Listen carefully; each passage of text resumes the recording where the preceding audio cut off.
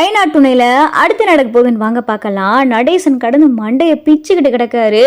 கையில உயில் இருந்து இந்த பொண்ணுக்கு நம்மளால பணம் கொடுக்க முடியலை அப்படின்னு சொல்லி யோசனை பயங்கரமா இருக்கு. சேரன் சோழன் பாண்டி எல்லாரும் வேலைக்கு போயிடறாங்க. பல்லவனும் காலேஜுக்கு போயிடறாரு. நிலா மட்டும் வீட்டில் இருக்காங்க. வந்து பார்க்குறாங்க. இவர் யோசனை பண்ணிக்கிட்டே இருக்காரு. என்ன ரொம்ப யோசனை பலமா இருக்கு, எந்த கோட்டையை பிடிக்கிறதுக்கு இந்த யோசனை அப்படின்னு சொல்லி நிலா கேட்கவும், ஆமா யோசனை தான் அப்படின்னு சொல்லி நடேசன் சொல்லவும், அதான் உங்க முகத்துல பார்த்தாலே தெரியுதே ஏதோ ஒரு யோசனை ஓடிக்கிட்டு இருக்குன்னு. என்ன எதை பத்தி இப்படி யோசிச்சுக்கிட்டு இருக்கீங்க? என்ன பணத்தை பத்தி யோசிச்சுக்கிட்டு இருக்கீங்களா அப்படின்னு சொல்லி நிலா கேட்கவும், அட ஆமா சேரன் சொன்ன மாதிரி கொஞ்சம் கொஞ்சமாவது சிறுக சிறுக ஏதாவது சேர்த்து வச்சிருக்கலாம் அப்படின்னு சொல்லி நடேசன் சொல்லையில, என்ன பாதியிலே நிப்பாட்டிட்டீங்க? வேகமா நடேசன் விறுவிறுன்னு உள்ள எந்திரிச்சு ஓடியாராரு. என்ன அங்கிள் என்ன பண்ண போறீங்க அப்படின்னு சொல்லி நிலா கேட்கவும், அட நீ என் பின்னாடியே வாமா அப்படின்னு சொல்லிட்டு நடேசன் சொல்லவும், பின்னாடியே வரவா? எங்க போறீங்க?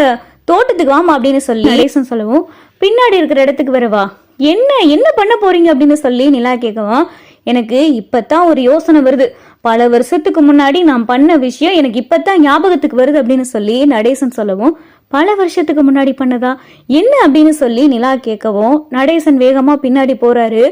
பெரிய மரம் இருக்கு. அந்த மரத்து கீழே பார்த்தா நடேசன் அவர் பாட்டுக்கு உட்காந்து தோண்ட ஆரம்பிக்கிறாரு. அங்கிள் என்ன பண்ணிக்கிட்டு இருக்கீங்க அப்படின்னு சொல்லி நிலா கேட்கவும், அட நீ கொஞ்ச நேரம் சும்மா இருமா அப்படின்னு சொல்லிட்டு நடேசன் பார்த்தா மம்பட்டி கடப்பாறைன்னு சொல்லி எல்லாத்தையும் எடுத்து தோண்டிக்கிட்டு இருக்காரு. தோண்ட தோண்ட பார்த்தா ஒரு இரும்பு பெட்டி வந்துடுது. இரும்பு பெட்டியை பார்த்ததும் நடேசன் முகத்துல அவ்வளோ சந்தோஷம். நிலாவுக்கு பார்த்தா அதிர்ச்சி. என்ன இரும்பு பெட்டி மாதிரி இருக்கு, ஏதோ தோண்டி எடுக்க போறாரோ அப்படின்னு சொல்லி நிலாவும் பார்த்துக்கிட்டு இருக்காங்க. வேகமா நடேசன் இந்த இரும்பு பெட்டி எடுக்கிறாரு. வாமா இங்க வா வா அப்படின்னு சொல்லிட்டு நடேசன் கூப்பிடவும், வேகமா நிலாவும் வராங்க. இந்த பெட்டி எப்படி அப்படின்னு சொல்லிட்டு நடேசன் சொல்லவும், வேகமா நிலா அந்த பெட்டியை வாங்குறாங்க. மண்ணெல்லாம் போட்டு அந்த இடத்த சரி பண்ணிட்டு நடேசன் அந்த பெட்டியை வாங்குறாரு. ஆமா என்ன பெட்டி இது? இந்த இடத்துல தோண்டிங்க பெட்டி இருந்துச்சு, இந்த இடத்துல பெட்டி இருக்குன்னு உங்களுக்கு ஏற்கனவே தெரியுமா அப்படின்னு சொல்லி நிலா கேட்கவும், அதான் உங்ககிட்ட சொன்னேல பல வருஷத்துக்கு முன்னாடி, கிட்டத்தட்ட 35 வருஷத்துக்கு முன்னாடி நான் பண்ண ஒரு விஷயம் எனக்கு இப்பதான் ஞாபகம் வருது அப்படின்னு சொல்லிட்டு நடேசன் சொல்லவும், 35 வருஷத்துக்கு முன்னாடியா? அப்படி என்ன இருக்கு இதுல அப்படின்னு சொல்லி நிலா கேட்கவோ, வேற ஒன்றும் இல்லை அப்படின்னு சொல்லிட்டு நடேசன் பார்த்து அதை திறக்க பார்க்குறாரு. பூட்டு போட்டிருக்கு. இதுல பூட்டு வேற இருக்கா? இதுக்கான சாவி எங்கே வச்சேனே தெரியல. சரி உடைச்சிரும் அப்படின்னு சொல்லிட்டு கல் எடுத்து பார்த்தா நடேசன் அந்த பூட்டை உடைக்க பெட்டியை தொடக்குறாரு நடேசன். அதுல பார்த்தா பழைய நகையெல்லாம் இருக்கு. என்ன அங்கிள் இதுல இவ்வளவு நகை இருக்கு அப்படின்னு சொல்லி நிலா கேட்கவும், அட ஆமாம்மா, நான் இவங்களுக்கு கூட ஏதாவது ஒன்று ஆஸ்திர அவசரம்னா இதை பத்தி நான் யோசிக்கவே இல்லை. பாத்தியா சின்னதா ஏதாவது சேர்த்து வச்சிருக்கலாம்னு நினைக்கல தான். 35 வருஷத்துக்கு முன்னாடி நான் பண்ண ஒரு விஷயம், இது எல்லாமே என் பொண்டாட்டி நகை தான் அப்படின்னு சொல்லி நடேசன் சொல்லவும், என்ன அங்கிள் சொல்றீங்க? எதுக்காக நகையை இப்படி மூடி வச்சிருந்திருக்கீங்க அப்படின்னு சொல்லிட்டு நிலா கேட்கவும், வேற ஒன்றும் இல்லை, இவங்களை பத்தி தான் உனக்கே தெரியுமே, இப்பத்தான் ஏதோ பொறுப்பா இருக்காங்க. அதுவும் இந்த சோளம் பயிரிக்கானே, வீட்டுல எங்கடா பணம் சிக்குன்னு கைய வச்சு துரு துருன்னு தேடிக்கிட்டு இருப்பான். அதனால இவங்க மேல எனக்கு நம்பிக்கை இல்லாம இருந்துச்சு. இவங்க எல்லாம் பிறந்ததுக்கு அப்புறமா நான் சவாரின்னு சொல்லிட்டு லாரி ஓட்ட வெளியூர் போயிருவேன். அப்ப இம்பிட்டு நகையை வீட்டுல வச்சுட்டு போக எனக்கு ஒரு பயம். சரி எதுக்கும் பாதுகாப்பாக இருக்கட்டுமே அப்படின்னு சொல்லிட்டு அந்த நகையை இந்த மாதிரி இரும்பு பெட்டியில வச்சு, என் பொண்டாட்டி ஞாபகார்த்தமா அந்த நகையெல்லாம் என்கிட்டே இருக்கணும், இந்த வீட்டுக்கு மூத்த மருமக வரையில அவ கையில கொடுக்கணும் அப்படின்னு சொல்லி அப்ப புதைச்சு வச்சவேன் தான். இப்பதான் ஞாபகம் வந்துச்சு, அதான் எடுத்தேன். இந்த நகையை வச்சு உனக்கு தேவையான பணத்தை ரெடி பண்ணிடலாம் அப்படின்னு சொல்லி நடேசன் சொல்லவும், நிலாவுக்கு பார்த்தா கண்ணே கலங்குது. என்னம்மா எதுக்காக அழுகிற அப்படின்னு சொல்லி நடேசன் கேட்கவும், இல்ல இத்தனை வருஷமா உங்களுடைய மனைவியோடைய நகையை எனக்காக தரீங்களே அப்படின்னு சொல்லி நிலா கேட்கவும், ஆத்திர அவசரத்துக்கு உதவுறதுக்கு தானே நகை நட்டெல்லாம் வாங்குறது, இப்ப இந்த நகை உனக்கு உதவுதுன்னு வச்சுக்க, எப்படி இருந்தாலும் இந்த வீட்டுக்கு வரப்போற மருமகளுக்கு தான் இந்த நகை சேரப்போகுது, அது உனக்கா இருக்கட்டுமே, நீ இந்த வீட்டு மருமகத்தானா அப்படின்னு சொல்லி பேச்சுவார்த்தையில பார்த்தா நடேசன் சொல்லவும், நிலா பார்த்தா அந்த நகையெல்லாம் எடுத்து பாக்குறாங்க. எல்லாமே பழைய காலத்து நகை போல அப்படின்னு சொல்லி நிலா சொல்லவும், ஆமா எல்லாம் ஒரு 40-45 வருஷத்துக்கு முன்னாடி செய்யப்பட்ட நகைகள், இதெல்லாம் அந்த காலத்துல செஞ்சு வாங்கினது, எல்லாம் என் பொண்டாட்டி நகை, என் பொண்டாட்டிக்கு சீதனமா அவங்க அப்பா போட்டது அப்படின்னு சொல்லி நடேசன் சொல்லவும், நிலா அந்த நகையை கையில வச்சிருக்காங்க. இப்போ உன் பணத்துக்கு வழி பண்ணியாச்சு, இந்த நகையை வச்சோ இல்ல வித்தோ பணத்தை ரெடி பண்ணிடுவோம் அப்படின்னு சொல்லி நடேசன் சொல்லவும், இல்ல இந்த நகையெல்லாம் விற்க வேணாம், அடகு வேணா வச்சுக்கிருவோம், அதுக்கப்புறம் என் வேலையில கிடைக்கிற சம்பளத்துல இந்த நகையை நானே திருப்பி தந்துறேன் அப்படின்னு சொல்லிட்டு நிலா சொல்லவும், அது உன் விருப்பம்.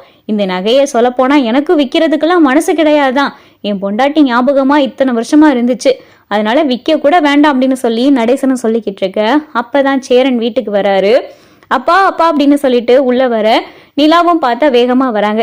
என்னப்பா நிலா, பின்னாடி இருந்து வர, அப்பா இங்க அப்படின்னு சொல்லி சேரன் கேட்க, என்னடா எதுக்கு கூப்பிட்ட அப்படின்னு சொல்லிட்டு நடேசன் சொல்ல, இல்லப்பா எனக்கு தெரிஞ்ச ஒரு இன்ஜினியர் மூலமா ஒரு ஃபினான்ஷியரை பார்த்து பணத்துக்கு ரெடி பண்ணலான் இருந்தேன் அப்படின்னு சொல்லி சேரன் சொல்லவும், அண்ணே பணத்துக்கெல்லாம் ரெடி பண்ண வேணாம், பணம் ரெடி ஆயிடுச்சு அப்படின்னு சொல்லி நிலா சொல்லவும், எப்படிப்பா நீ எதுவும் ரெடி பண்ணியா அப்படின்னு சொல்லி சேரன் கேட்கவும், இல்லை நான்லாம் ரெடி பண்ணல, ரெடி பண்ணது அங்கிள் தான் அப்படின்னு சொல்லி நிலா சொல்லவும், அப்பா நீங்களாப்பா ரெடி பண்ணீங்க, எப்படி ரெடி பண்ணீங்க அப்படின்னு சொல்லி சேரன் கேட்கவும், அப்பதான் நிலா பார்த்தா நகையை காட்டுறாங்க.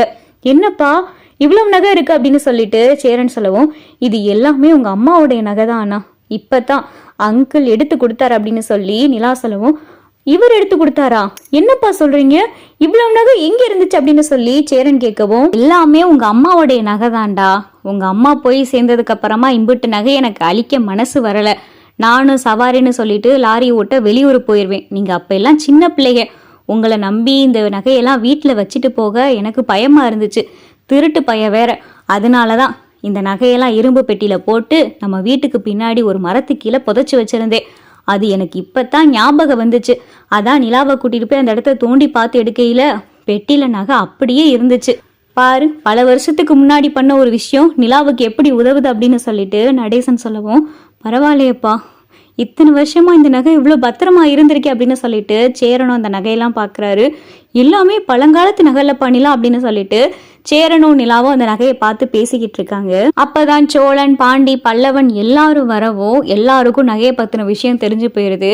அப்புறம் என்னங்க, நீங்க அந்த கம்பெனிக்கு ஓனர் தான், நீங்க ஓனர் ஆயிட்டீங்க அப்படின்னு சொல்லி சோழன் சொல்லவும், அங்கிள் மட்டும் இல்லைன்னா கண்டிப்பா அது நடந்திருக்காது, ஆளுக்கு ஒரு பக்கம் எப்படினாலும் கடன் வாங்குறதுக்கு தான் முயற்சி பண்ணியிருப்பீங்க, இப்போ இந்த நகை இருக்கிறதுனால கடன் வாங்குற பிரச்சனை இல்லை அங்கிள், கண்டிப்பா இந்த நகை உங்களுக்கு நான் கூடிய சீக்கிரமே திருப்பி கொடுத்துறேன் அப்படின்னு சொல்லிட்டு நடேசன் சொல்லவும், இந்த நகை உனக்கு தான் சேரப்போகுது, ஏன் பொண்டாட்டியோடைய நகை இந்த வீட்டு மருமகளுக்கு தானே சேரப்போகுது, உனக்கு, அப்புறம் சேரனுடைய பொண்டாட்டிக்கு, அப்புறம் பல்லவனுடைய பொண்டாட்டிக்கு, பாண்டியோடைய பொண்டாட்டிக்கு, உங்க 4 பேருடைய பொண்டாட்டிகளுக்கு தான் இந்த நகை சேரப்போகுது அப்படின்னு சொல்லி நடேசன் சொல்லவும், எல்லாரும் பார்த்தா ஆளுக்கு அவங்கவுங்க முகத்தை மாற்றி மாற்றி பார்த்துக்கிறாங்க.